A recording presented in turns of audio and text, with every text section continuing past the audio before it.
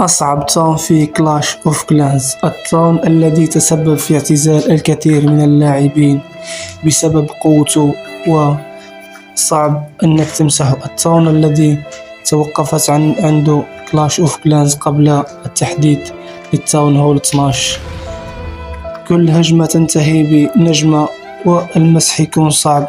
اليوم جبت لكم الطريقة السهلة والبسيطة اللي تقدر تمسح بها التاون 11 ماكس. السلام عليكم ورحمة الله وبركاته. كيف حالكم شباب؟ إن شاء الله تكونوا كامل بخير.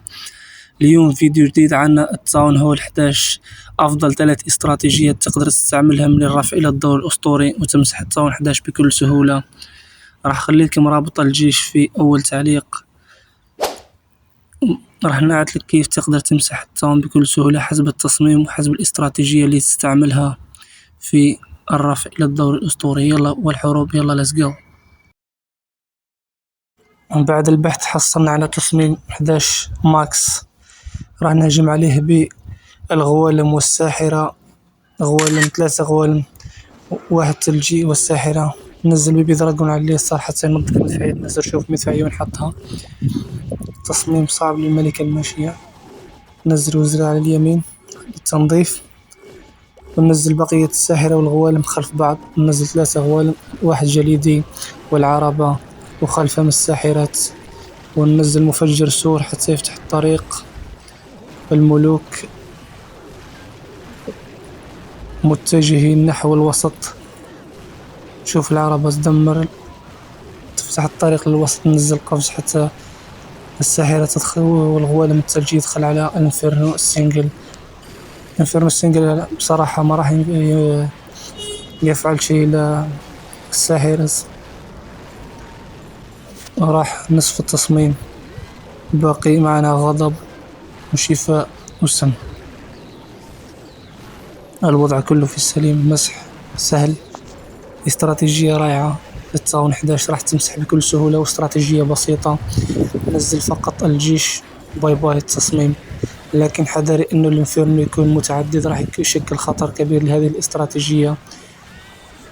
انه الانفيرنو السنجل يكون سهل، والانفيرنو متعدد راح تكون الامور صعبة. شوف كل الساحرات باقي مازال ما ماتوش، والتصميم باي باي. هذه استراتيجية الساحرة مع الغوالم. الاستراتيجية الأولى يقدر يستعملها أي شخص لأنها استراتيجية سهلة، فقط نزل الجيش والتصميم باي باي. الاستراتيجية الثانية راح نستعمل اختفاء مع تنين كهربائي. اللي يعشق التنين الكهربائي راح ننزل لكم مسح أسطوري. نروح على الهجمات الثانية.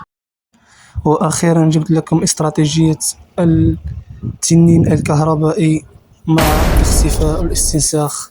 استراتيجية رائعة تمسح بكل سهولة مع توفير تقريب كل التنانين.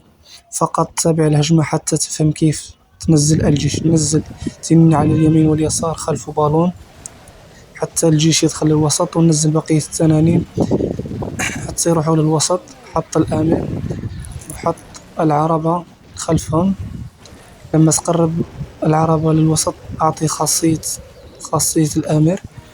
شوف نزل استنساخ على التاون، 2 استنساخ مع غضب واختفاء.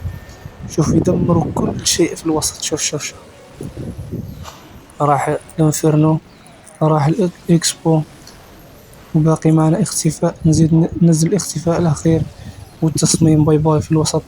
هذه الاستراتيجية تنفع في التصميم اللي يكون مغلق مثل هذا، تمسح بكل سهولة. شوف لاحظ توفير الملوك، حتى الملوك نحب ما ننزلهم. استراتيجية لعشاق التنين الكهربائي، اللي يهجم بالتنين الكهربائي يحاول يجرب هذه الاستراتيجية، راح تنفعه كثيرا في الحروب والرفع إلى الدور الأسطوري. وأخيرا الاستراتيجية الأخيرة وهي استراتيجية لافالون والملكة الماشية. استراتيجية فقط يستعملها المحترفين في الهجوم. استراتيجية سهلة للمسح ولكن صعبة. إذا شطحت الملكة فالهجمة باي باي. ننزل الملكة على جهة جهة المدفعية حتى نجيب مدفعية وننزل بيبي دراغون حتى يصفي، ننزل مفجر سور حتى الملكة تدخل ناحية التاون هو المدفعية، ويكون المسح سهل لأنه المدفعية تدمر كل شيء في التاون هول 11. هي أقوى دفاع، راح نحاول نحصل عليها قبل ما ننزل بقية الجيش. ننزل منطاد حتى يصيد الأفخاخ. الملكة رايحة ناحية المدفعية، وبرج الساحر والهاون راح تجيب دفاعات جيدة.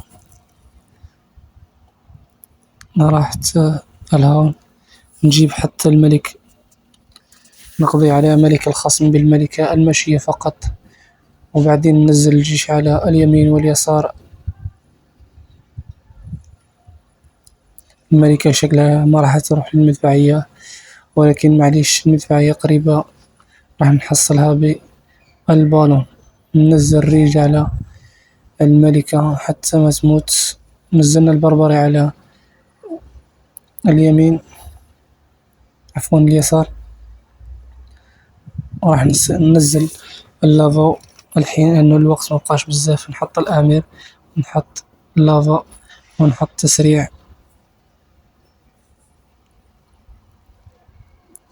ننزل البالون على اليمين واليسار،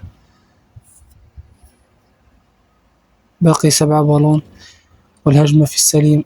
نعطي خاصية الآمر حتى نحتفظ بقية البالونات. ننزل الباقي على جهة الانفيرنو السنجل. هجمة صعبة، اللافا بالون هجمة جيدة ولكن صعبة، تغلط غلطة صغيرة باي باي الهجمة راح تجيب العيد. شوف بقات الملكة فقط، عندنا الطيارة، عندنا 3 أرشر، ولكن عندنا العربة. راح ننزل العربة حتى غضب للعربة، راح تطير كل شيء. والتصميم باي باي مع خاصية الملكة. نعطي خاصية الملكة السهم.